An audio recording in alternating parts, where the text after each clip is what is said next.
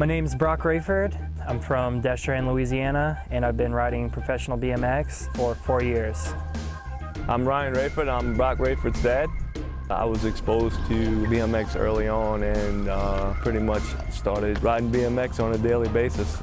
Growing up in South Louisiana, it's a sportsman's paradise with a lot of hunting and fishing, and that's what my parents were into and that's what they supported. So it was just something that was put aside to the other sports that were going on. And that's the way that people looked at it, as like a kid's toy.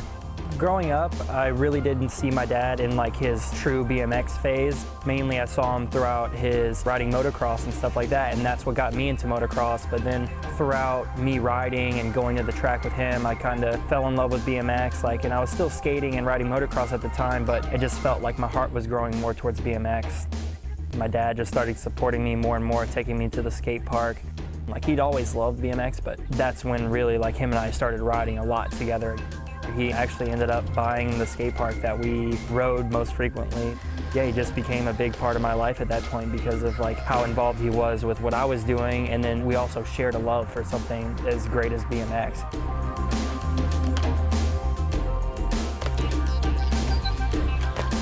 We started traveling around the southeastern United States with Broc, trying to hit the bigger contests.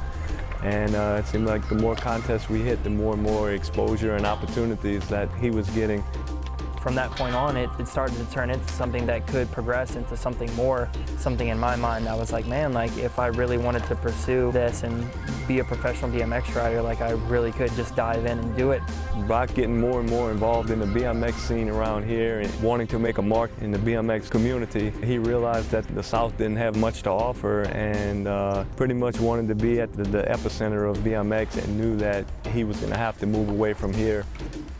When I finally decided to make the move to California, it really kind of was an iffy thing for me just because all my family lives here in Louisiana, and a lot of them were like, no, don't leave, just stay here and you can travel. But my dad was the only one to actually push me and say, no, we're going, you're gonna move there and you're gonna love it and it's gonna be so helpful to what you want to do with your life. We packed up his van and we left the next morning, and 2 days later I was living in Huntington Beach, California like that. Really proud of where he's at. Sometimes it's a little hard to comprehend.